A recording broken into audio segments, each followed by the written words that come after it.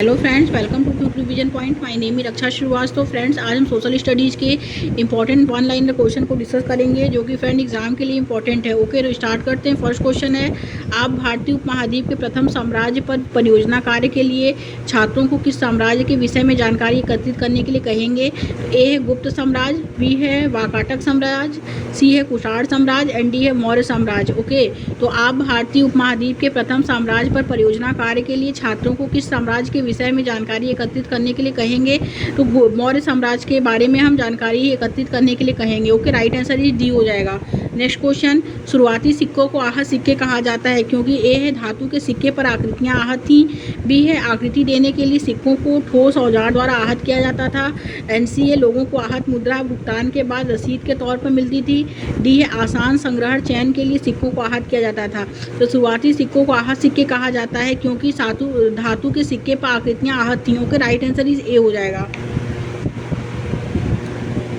आगे देखते हैं फ्रेंड्स, नेक्स्ट क्वेश्चन क्या है। नेक्स्ट क्वेश्चन है, दिल्ली सल्तनत काल में गुलामों को उच्च पद पर नियुक्त करने का क्या कारण था?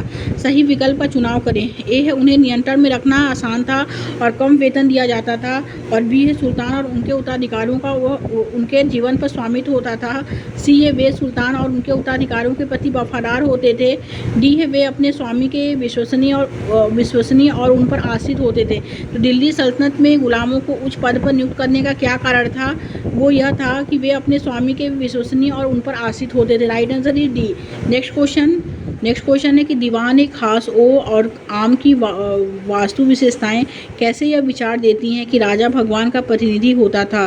तो ए है इसमें जनसभा कक्ष मस्जिद के सदृश बनाया गया था, बी है इसमें राजा के बैठने का ऊंचा सिंहासन यह दर्शाता है कि वह सबसे ऊपर है, सी है सिंहासन को इस तरह रखा गया था कि मुस्लिम प्रार्थना के समय यह उनके मुंह की दिशा में सामने दिखता था। ओके, तो दीवान एक खास ओ आम की वास्तु विशेषताएं कैसे यह विचार देती हैं कि राजा भगवान का प्रतिनिधि होता था? तो वो जो होता है जनसभा कक्ष मस्जिद की जो थी सदृश बनाया गया था इसमें। ओके, और इसमें जो था कि सिंहासन को इस तरह रखा जाता था कि जैसे मुस्लिम प्रार्थना के समय यह उनके मुंह की दिशा में सामने दिखता था। ए और जो पहला और तीसरा जो है इसमें दोनों सही है। राइट आंसर जो होगा फ्रेंड वो बी हो जाएगा। आगे देखते हैं, निम्न दिए गए कथन ए एवं बी पर विचार करें, हम सही विकल्प का चुनाव करें। तो कथन ए कहता है कि 19वीं सदी की शुरुआत में जब ब्रिटिश एक समरूप सैनिक सांस्कृतिक विकसित करने लगे तो इसमें काफ़ी सैनिकों के मध्य समस्याएं खड़ी हुई। तो ये करेक्ट है क्योंकि पेशेवर सिपाही जो होते थे कि एक सेना खड़ी करने के चक्कर में जाति और समुदाय को अनदेखा किया गया। तो ये भी करेक्ट है। तो ए और बी इसमें फ्रेंड दोनों सही है। ओके, और बी जो है वो एक ही सही व्याख्या है। तो राइट आंसर इज ए हो जाएगा। आगे देखते हैं फ्रेंड्स, नेक्स्ट क्वेश्चन क्या है। 16वीं से 18वीं शताब्दी के दौरान अहोम लोगों के संदर्भ में कथन ए, बी और सी पर विचार करना है। ओके, कथन ए कहता है फ्रेंड कि वे कई कुलों में बटे थे तथा प्रत्येक कुल कई गांवों पर नियंत्रण रहता था उसमें, और बी है कि उनके अपने जनजाति देवता थे, एंड सी है उनका अन्य जनजाति लोगों जैसे कुछ हाजों के साथ गठबंधन था, एंड डी है फ्रेंड वर्ण साम्राज्य के लोग जो होते थे लोगों द्वारा भूमि अधिग्रहण करना अहोम राजा द्वारा जो है प्रतिबिंबित था। ओके, तो इसमें जो करेक्ट आंसर होगा फ्रेंड वो हो जाएगा इसमें कि इसमें जो राइट आंसर होगा वो होगा कि वे कई कुलों अहोम लोग जो होते थे 16वीं से 18वीं शताब्दी के दौरान अहोम लोगों के संदर्भ में जो कथन सही है वो ये है कि इसमें वे कई कुलों में बटे होते थे। ओके, तथा प्रत्येक कुल कई गांवों पर उनका नियंत्रण रहता था, और बी है इसमें कि उनके अपने जनजाति देवता होते थे। तो पहला और दूसरा इसमें करेक्ट हो जाएगा, बाकी सी और डी गलत है। तो ओके, राइट आंसर जो होगा फ्रेंड वो हो जाएगा ए। नेक्स्ट क्वेश्चन देखते हैं। अभिकथन ए कहता है कि नील की खेती उत्तरी और दक्षिणी अमेरिका के बहुत से भागों में 17वीं तक आरंभ हो गई थी। ओके, तो ये करेक्ट है क्योंकि कारण आर कहता है कि भारतीय नील की अधिक मांग और प्रतियोगिता के कारण यूरोपीय उत्पादों ने अपनी सरकारों को भारतीय नील के आयात पर जो है रोक लगाने और दूसरे विकल्प तलाशने के लिए जो है जोर डाला था। ओके, तो ये गलत है। तो ए सही है, आर गलत है। तो राइट आंसर इज सी हो जाएगा। नेक्स्ट क्वेश्चन देखते हैं फ्रेंड, इनमें से कौन सा कारण आदिवासियों का अंग्रेजी के प्रति खुला विद्रोह का कारण बना था। ओके, ए है अंग्रेज आदिवासियों से प्रत्यक्ष रूप से उत्पाद जो है नहीं खरीद कर बिचौलियों के माध्यम से खरीदते थे। बी है आदिवासियों की रेशम अंग्रेजी बाजार और व्यापारी स्वीकार नहीं कर रहे थे। एंड सी है अंग्रेजों ने सारे जंगलों पर नियंत्रण स्थापित कर लिया था और आदिवासियों का जंगलों में आना प्रतिबंधित कर दिया गया था। और डी है अंग्रेज आदिवासी क्षेत्रों की अपेक्षा गैर जनजाति क्षेत्रों का अधिकार पर ध्यान रख रहे थे। ओके, इसमें करेक्ट आंसर जो होगा फ्रेंड कि इनमें से कौन सा कारण जो है वो आदिवासियों का अंग्रेजी के प्रति खुला जो है विद्रोह का कारण बना था। वो यह था कि अंग्रेज ने सारे जंगलों पर नियंत्रण स्थापित कर लिया था और आदिवासियों का जंगलों में आना क्या था, प्रतिबंधित कर दिया था। Okay, right answer is C हो जाएगा फ्रेंड्स। नेक्स्ट क्वेश्चन देखते हैं, ईश्वर चंद्र विद्यासागर ने प्राचीन ग्रंथों का हवाला दिया। तो ए है सती प्रथा समाप्त करने के लिए, बी है लड़कियां पढ़ सकें, सी है विधवा विवाह हो सके, एंड डी है सभी जातियों में समानता के लिए। तो ईश्वरचंद विद्यासागर ने प्राचीन ग्रंथों का हवाला इसलिए दिया क्योंकि विधवा विवाह हो सके। ओके, राइट आंसर सी हो जाएगा इसमें। नेक्स्ट क्वेश्चन देखते हैं फ्रेंड, निम्नलिखित में से किस समुदाय को अंग्रेजी फौज में जाने से लाभ हुआ और तथा जिनकी अपनी एक रेजिमेंट भी थी। ओके, तो ए है महारों को, बी है इजवाहों को, सी है मदिगों को, एंड डी है दुर्बलाओं को। तो निम्न में से किस समुदाय को अंग्रेजी फौज में जाने से लाभ हुआ था तथा उनकी अपनी एक रेजिमेंट भी थी, वो था महारों को। Okay, right answer is a हो जाएगा फ्रेंड्स। आगे देखते हैं फ्रेंड्स, नेक्स्ट क्वेश्चन क्या है, निम्नलिखित में से कौन सा कथन जो है ईवी रामास्वामी पेरियार के विचारों से मिलता जुलता नज़दीक है। ओके, तो ए है इसमें कि यह सिद्ध करने के लिए कि हम भी मनुष्य हैं मंदिर में प्रवेश करना चाहिए। बी है यह क्या पुरुष शुद्ध सोने से बना है और स्त्री जंग चट्टान या जंग लगे लोहे से बनी है। सी है मानवता के लिए केवल एक ही जाति, एक ही धर्म और एक ही ईश्वर है।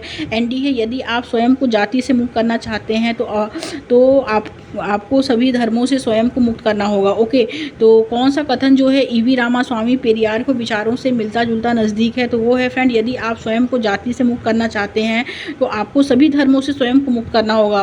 तो राइट आंसर जो होगा इसमें डी हो जाएगा। नेक्स्ट क्वेश्चन देखते हैं, भारत में जन राष्ट्रवाद की वृद्धि के विषय में वक्तव्यों पर विचार करें तथा सही विकल्प का इसमें चुनाव करना है। तो ए है इसमें कि प्रथम विश्व युद्ध में अत्यधिक खर्चों के कारण भारत सरकार ने लोगों पर भारी टैक्स थोप दिए थे। ओके, तो ये करेक्ट है। बी है कि जनसाधारण के लिए तेजी से बढ़ी हुई कीमतों के कारण कठिनाइयां बढ़ गईं, ये भी करेक्ट है। सी है 1917 की रूसी क्रांति के बाद किसानों और श्रमिकों के संघर्ष, नए विचार और समाजवाद को भारतीय राष्ट्रवादियों में प्रसार हुआ, ये भी करेक्ट है। ओके, तो ए, बी और सी इसमें तीनों करेक्ट है फ्रेंड। तो राइट आंसर इज डी हो जाएगा।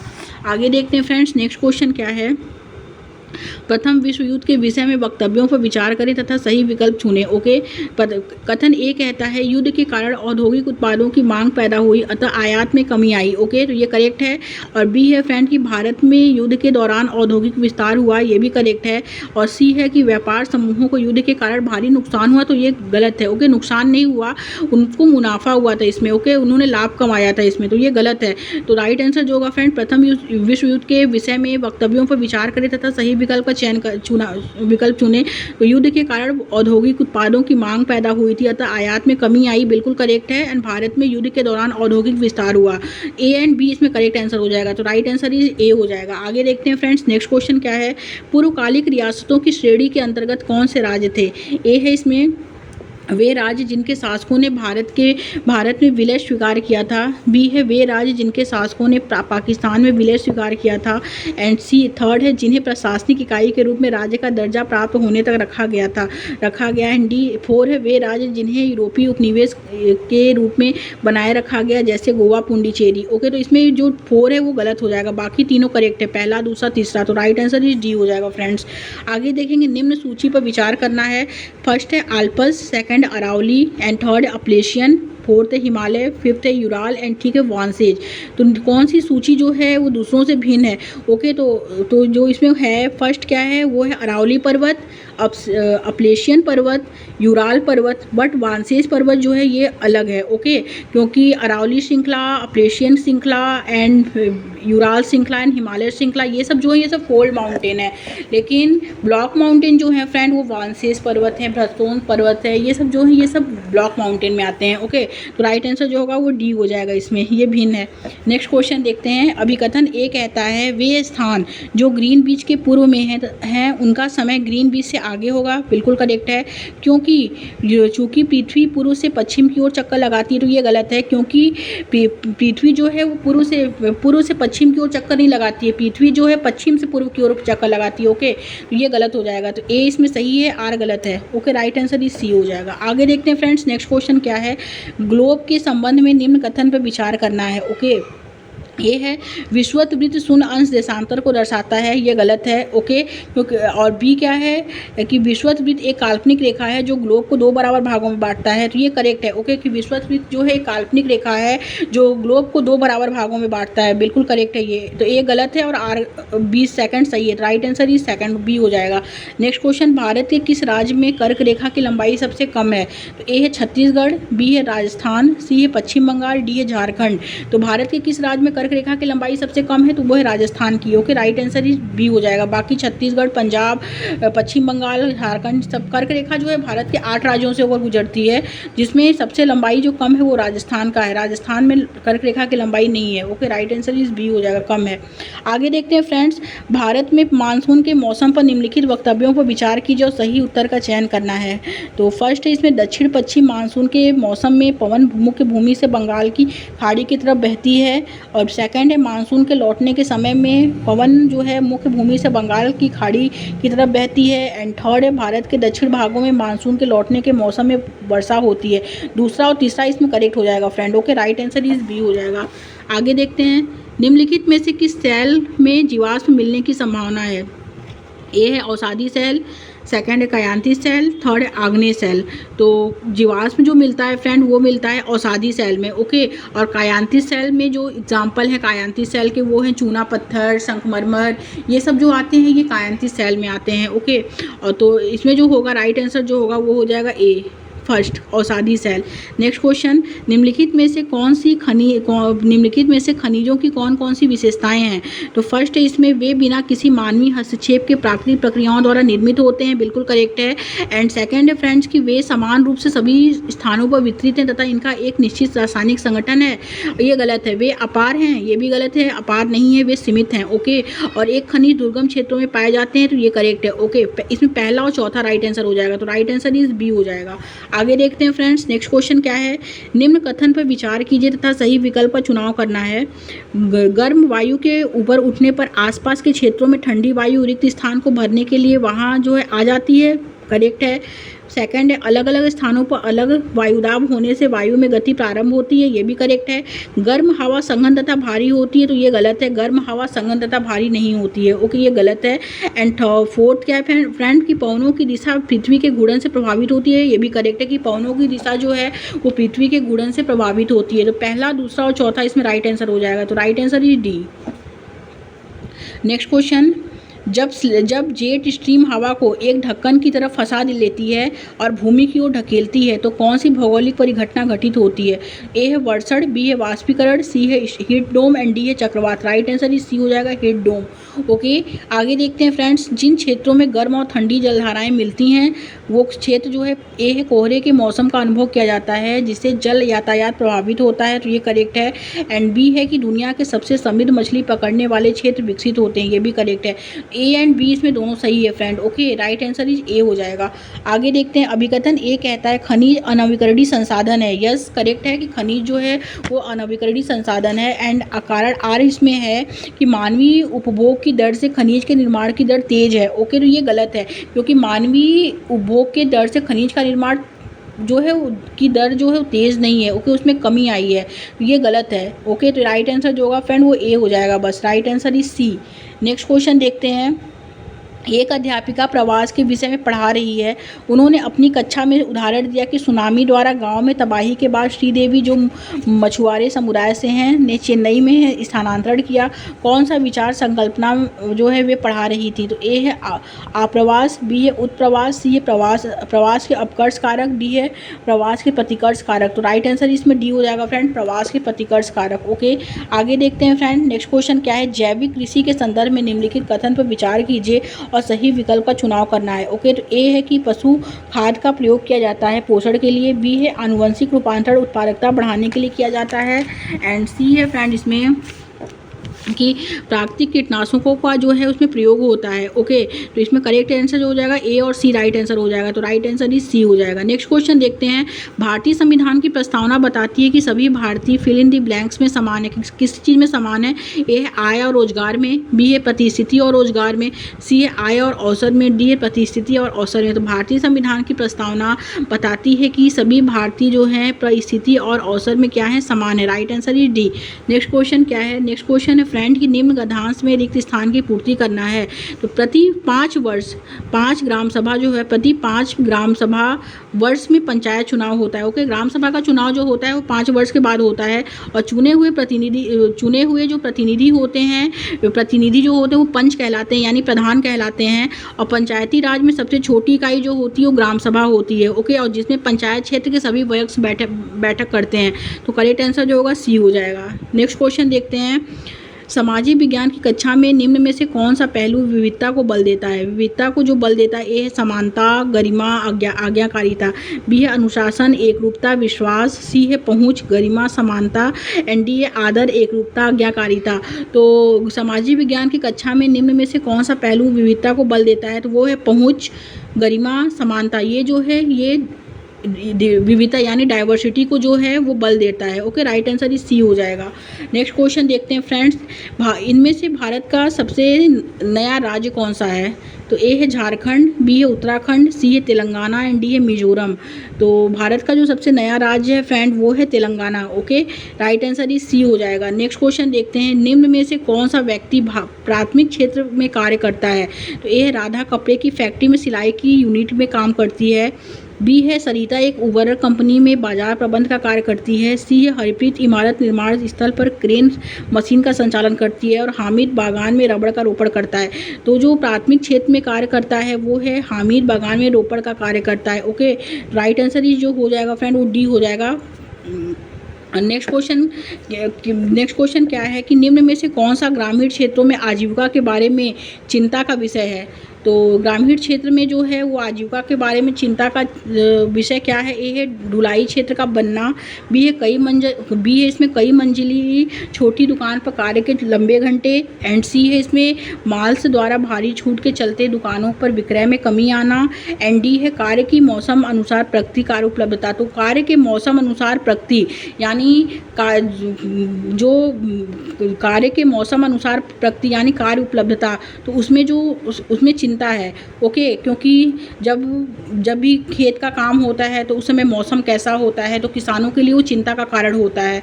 तो राइट आंसर जो होगा वो डी हो जाएगा इसमें। आगे देखते हैं। सार्वभौमिक वयस्क मताधिकार का अर्थ क्या है? तो ए है सभी वयस्कों को गाड़ी चलाने की अनुमति है, बी है सभी वयस्कों को विचार प्रकट करने की सहज अनुमति है, सी है सभी वयस्कों को सरकार बनाने की अनुमति है, एंड डी है सभी वयस्कों को मतदान करने की अनुमति है। तो सार्वभौमिक वयस्क मताधिकार का जो अर्थ होता है फ्रेंड वो यह होता है कि सभी वयस्कों को मतदान करने की अनुमति होती है, जिसे सार्वभौमिक वयस्क मताधिकार कहते हैं, जिसमें 18 वर्ष से सभी वयस्क मताधिकार जो होते हैं उसमें उनको वोट देने की अनुमति भी होती है। ओके, राइट आंसर जो होगा फ्रेंड वो डी हो जाएगा। नेक्स्ट क्वेश्चन है। मीडिया के संदर्भ में मसौदा तैयार करने से क्या अभिप्राय है? तो ए है इसमें मीडिया चैनलों द्वारा प्रसारण की सूची तैयार करना, बी है मीडिया चैनलों द्वारा उन कार्यक्रमों को दोबारा प्रसारण के लिए प्राथमिकता देना जिनकी टारगेट रेटिंग पॉइंट अधिक है, सी है लोगों को किन मुद्दों पर ध्यान देना चाहिए, यह निर्धारण मीडिया द्वारा लोगों की सोच और समझ पर प्रभाव डालता है, एंड डी है बाजारीकरण के लिए मीडिया घरानों द्वारा लोकप्रिय कार्यक्रमों का उपयोग करना। तो मसौदा तैयार करने का क्या अभिप्राय है? मसौदा तैयार करना जो होता है फ्रेंड लोगों को किन मुद्दों पर ध्यान देना चाहिए, यह निर्धारण जो मीडिया द्वारा लोगों की सोच और समझ पर प्रभाव डालता है। ओके, कि लोग क्या सोचते हैं और उनकी समझ क्या है, उनको किन मुद्दों पर ध्यान देना चाहिए, यह निर्धारण जो है वो प्रभाव डालता है मीडिया पे। राइट आंसर जो होगा फ्रेंड वो सी हो जाएगा। नेक्स्ट क्वेश्चन देखते हैं। भारतीय संविधान यह सुनिश्चित करता है कि सरकारी व्यवस्था केवल उन लोगों को ही सम्मिलित न करे जो राजधानी में बैठे हैं और सभी के लिए निर्णय लेते हैं। इसलिए यहाँ पर सरकार के विभिन्न स्तर हैं जिन्हें संविधान के से ही अपनी ताकत और अधिकार मिलते हैं। ऊपर दिया हुआ विवरण निम्नलिखित में से भारतीय संविधान के कौन से लक्षण से जो है मेल खाता है? तो ए है शक्तियों का बंटवारा, बी है संघवाद, सी है संसदीय शासन पद्धति एंड डी है धर्मनिरपेक्षता। राइट आंसर इज जो हो जाएगा फ्रेंड बी हो जाएगा संघवाद। ओके, आगे देखते हैं नेक्स्ट क्वेश्चन क्या है। झारखंड से एक राजगीर बच्चू माझी दिल्ली काम की तलाश में जो है आया है। यह वह संविधान प्रदत्त किस मताधिकार का प्रयोग कर रहा है? ए है स्वतंत्रता के अधिकार का प्रयोग कर रहा है, समानता का अधिकार का कर रहा है, सांस्कृतिक और शैक्षिक अधिकार का एंड संवैधानिक उपचार के अधिकार का। झारखंड से राजगीर बच्चू दिल्ली काम की तलाश में है, मतलब वो गाँव से शहर में आया है। तो गाँव से शहर में जब आया है तो वो एक फ्रीडम महसूस कर रहा है, मतलब स्वतंत्रता के अधिकार को महसूस कर रहा है। Okay, right answer is a हो जाएगा। नेक्स्ट क्वेश्चन क्या है। आपराधिक उल्लंघन में राज्य का पक्ष और प्रस्तुत करता है। क्या पक्ष प्रस्तुत करता है? ए है न्यायाधीश, बी है पुलिस, सी है सरकारी वकील एंड डी है बचाव पक्ष का वकील। ओके, तो आपराधिक उल्लंघन में राज्य पक्ष और प्रस्तुत करता है तो वो करता है बचाव पक्ष का वकील। Okay, right answer is D हो जाएगा। नेक्स्ट क्वेश्चन, घेटोइजेशन या हाशियाकरण का परिणाम क्या होता है? घेटोइजेशन जो होता है फ्रेंड या हाशियाकरण का परिणाम जो होता है कि वो इसमें है सामाजिक होता है, वो आर्थिक भी हो सकता है, सांस्कृतिक भी होता है। ओके, जिसमें भेदभाव होता है, छुआछूत होता है, ये होता है जिसे हम मार्जिनाइजेशन कहते हैं यानी हाशियाकरण कहते हैं। ओके, तो ये हर जगह देखने के लिए मिलता है, समाज में भी मिलता है, आर्थिक रूप से भी मिलता है, सांस्कृतिक रूप से भी मिलता है, ये हर जगह मिलता है। तो इसमें जो होगा फ्रेंड इसका परिणाम तीनों है। ओके, राइट आंसर ये डी हो जाएगा। नेक्स्ट क्वेश्चन, शासन ने एक कानून बनाया है और जिसे तहत यदि किसी संस्था में महिला कर्मचारी की संख्या जो है फिल इन द ब्लैंक से अधिक है और उसे वैधानिक रूप से बालवाड़ी क्रैश की सुविधा देनी होगी। तो ए है 30, बी है 50, सी है 80 एंड डी है 10। तो राइट आंसर जो होगा फ्रेंड वो हो जाएगा इसमें 30 से अधिक, 30 की संख्या जो है बालवाड़ी की देनी होगी। ओके, तो राइट आंसर जो हो जाएगा वो 30 हो जाएगा। नेक्स्ट क्वेश्चन देखते हैं, निम्नलिखित में से कौन सा सामाजिक विज्ञान की प्रगति के संदर्भ में एकदम सटीक समझ जो है संचालित करता है? तो ए है यह तथ्यों एवं सूचनाओं को सम्मिलित करता है जिन्हें रटकर याद करने की आवश्यकता है। तो रटकर याद करना जो होता है फ्रेंड ये निगेटिव टैग वर्ड होता है। ओके, रटन प्रणाली को जो है वो जोर नहीं दिया गया है, तो ये गलत है। एंड बी क्या है, यह वैज्ञानिक उपागम पर आधारित नहीं है तथा प्रस्तुतिकरण में पूर्वाग्रह अंतर्निष्ठ करता है। एंड सी है इसका उद्देश्य विभिन्न मान्यताओं, प्रक्रियाओं और मतों का निर्माण करना है बिना उन पर आलोचनात्मक प्रश्न किए। एंड डी है यह सुसमाज तथा विवेचनशील नागरिक वर्ग के संदर्भ में एक एकीकृत समझ को क्या करता है, विकसित करता है। Okay, right answer is D हो जाएगा इसमें। आगे देखते हैं फ्रेंड, निम्नलिखित कथन ए तथा बी पर विचार करना है। ए कहता है मानव भूगोल के विषय का हिस्सा है, तो ये करेक्ट है कि मानव भूगोल जो है भूगोल के विषय का हिस्सा है। एंड कथन बी कहता है फ्रेंड कि मानव भूगोल मानव जाति के विकास, उसकी विभिन्न नस्लों एवं मानव का वातावरण से अनुकूलन जो है शामिल करता है। ओके, तो ये गलत है, तो ए इसमें सही है और बी गलत है। राइट आंसर ही डी हो जाएगा। नेक्स्ट क्वेश्चन देखते हैं फ्रेंड्स, निम्नलिखित कथनों में से कौन सा राष्ट्रीय पाठ्यचर्या रूपरेखा यानी एनसीएफ नेशनल करिकुलम फ्रेमवर्क जिसकी अध्यक्षता प्रोफेसर यशपाल ने किया था। ओके, 2005 द्वारा प्रस्तावित सामाजिक विज्ञान के शिक्षण में ज्ञानात्मक स्थानांतरण का पहलू क्या है? तो ए है समस्याओं को समझने में एकमात्र जानकारी के स्रोत के तौर पर पाठ्यपुस्तक से ही जानकारी के स्रोतों में से एक के तौर पर पाठ्यपुस्तक तक। ओके, और बी है आधुनिकता से उत्तर आधुनिकतावाद तक। एंड सी है आलोचनात्मक नागरिकों से आज्ञाकारी एवं निष्ठावान नागरिक विकसित करने तक। एंड डी है इतिहास के ब्रिटिश वृत्तांत पढ़ने से पूर्व भारतीय वृत्तांत के वर्णन तक। तो राइट आंसर जो होगा फ्रेंड वो ए हो जाएगा कि समस्याओं को समझने में एकमात्र जानकारी के स्रोत के तौर पर और पाठ्य पुस्तक से जानकारी के स्रोत के में से एक के तौर पर जो है पाठ्य पुस्तक। तो राइट आंसर जो होगा फ्रेंड वो ए हो जाएगा। नेक्स्ट क्वेश्चन देखते हैं।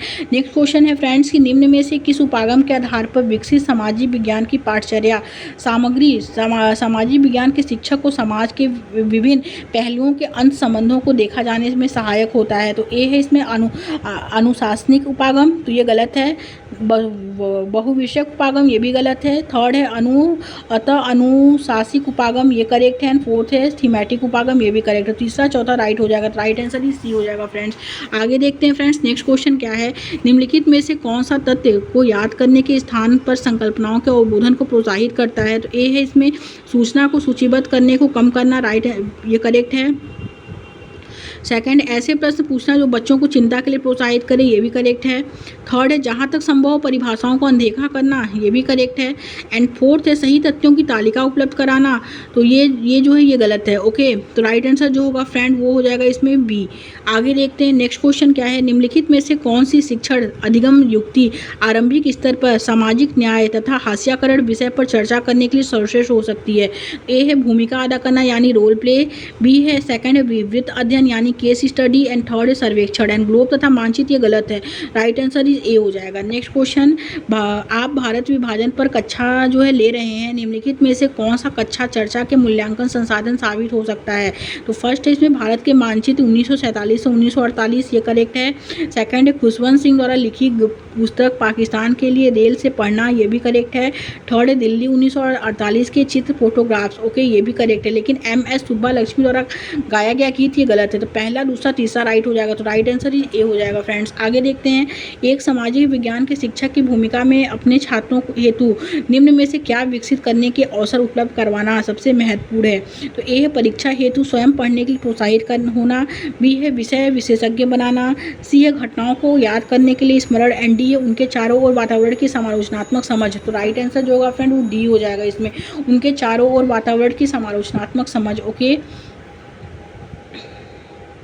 आगे देखते हैं फ्रेंड्स, नेक्स्ट क्वेश्चन है, इनमें से कौन सी गतिविधि इतिहास कक्षा में चिंतन के कौशल को बढ़ाने के लिए सबसे अधिक प्रभावी होगी?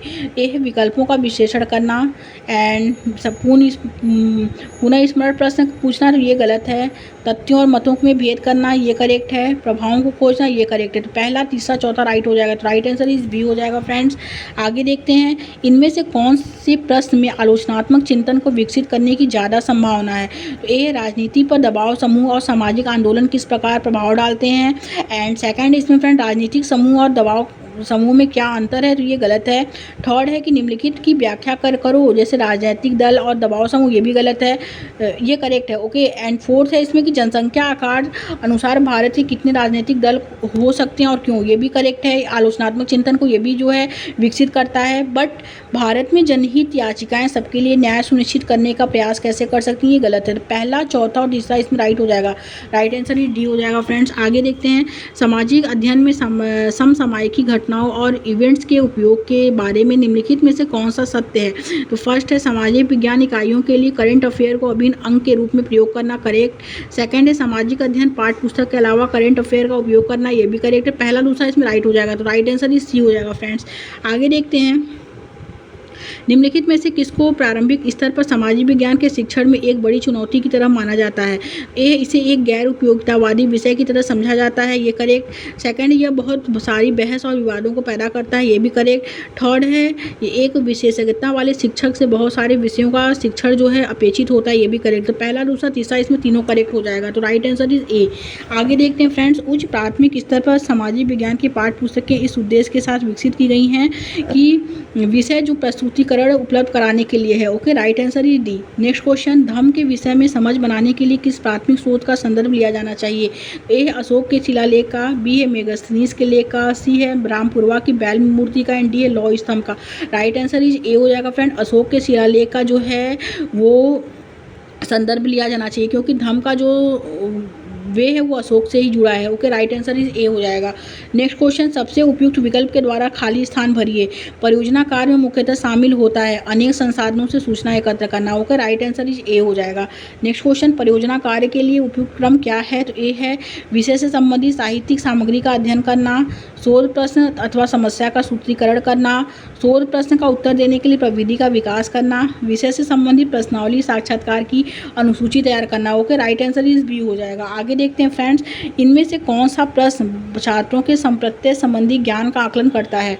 तो संप्रत्यय संबंधी ज्ञान का आकलन जो करता है, फर्स्ट है इसमें कि जनजाति द्वारा दिख लोगों के विरोध का क्या कारण था। सेकंड है आर्थिक विकास और सतपोषणी विकास में क्या अंतर है, स्पष्ट करें। थर्ड है वर्तमान भारत के किसी जनजाति समुदाय में चुने उनके रीति रिवाज और जीवन और पिछले 50 वर्षों में उनके जीवन में आए परिवर्तन पर निबंध लिखें। एंड फोर्थ है फ्रेंड इसमें कि झांसी की रानी लक्ष्मीबाई को विषय में अधिक जाने, वे अपने समय की किस प्रकार से एक असमान महिला थी। एंड फिफ्थ है फ्रेंड निर्वाह कृषि व व्यवसायिक कृषि में अंतर बताइए। तो दूसरा और पांचवा इसमें राइट आंसर हो जाएगा, करेक्ट आंसर सी हो जाएगा फ्रेंड्स। आगे देखते हैं नेक्स्ट क्वेश्चन है, इनमें से कौन से प्रश्न पराबौद्धिक मेटाकॉग्निटिव ज्ञान का आकलन करते हैं। तो वो है कल्पना करें, अपने खेल दिवस के लिए एक छात्र समूह का निर्माण करना है, विद्यालय के लिए एक विस्तृत प्रस्ताव लिखे गए हैं। ओके, ये करेक्ट है। थर्ड है इसमें कि ग्रामीण रोजगार तीन पर जल के लेख पढ़कर संकल्पना मानचित्र विकसित करें, ये भी करेक्ट है। फोर्थ है फ्रेंड 20वीं सदी में जनजाति विद्रोही नायकों के विषय में अपने माता पिता मित्र तथा अध्यापक से पता करें और अपने शब्दों में उनकी कहानी लिखें, ये भी करेक्ट है। एंड फिफ्थ है अपने क्षेत्र में नियमित तौर पर यातायात जाम के कारण आप विद्यालय देरी से पहुंचते हैं, इस समस्या के हल के लिए आप जिन युक्तियों को विकसित करेंगे उनका वर्णन करें, ये भी करेक्ट है। पहला, तीसरा, चौथा और पांचवा राइट आंसर हो जाएगा। Right answer is C. Next question friends, निम्नलिखित में से कौन से प्रश्न ज्ञानात्मक प्रक्रिया के मूल्यांकन पहलुओं का आकलन करते हैं। तो फर्स्ट है इसमें 3 योजनाओं की सूचीबद्ध कीजिए जिनका लक्ष्य भारत के गरीबों की स्थिति बेहतर करता है। तो ये गलत है, बेहतर करना है। तो जो मूल्यांकन का आकलन है वो है इसमें समग्र शिक्षा अभियान ने भारत में अधिगम के स्तरों की गुणवत्ता सुधारने की में जो है सहायता की है, और इस कथन के पक्ष में 3 बिंदु जो हैं उपलब्ध जो हैं। ओके, राइट आंसर ये जो है थर्ड होगा। सन 1991 से भारत में औद्योगिकरण की प्रक्रिया ने प्रदूषण को बढ़ावा दिया है, 4 होगा। और अपने नागरिकों के मौलिक अधिकारों को सुनिश्चित करना सरकार का दायित्व है, ये करेक्ट होगा। तो तीसरा, चौथा, पांचवा राइट होगा इसमें। ओके, राइट आंसर जो होगा फ्रेंड डी हो जाएगा। नेक्स्ट एंड लास्ट क्वेश्चन देखते हैं, निम्नलिखित प्रश्नों को पढ़ें और इनमें से कौन से ज्ञानात्मक प्रक्रिया के प्रयोग पहलू का जो है आकलन करते हैं।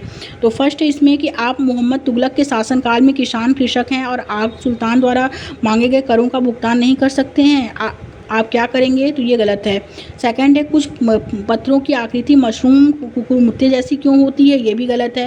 थर्ड है फ्रेंड्स की माना मुंबई में शाम के 7 बजे का समय है, लंदन जो ब्रिटेन यूनाइटेड किंगडम में ग्रीनविच के समीप स्थित है वहाँ क्या समय होगा।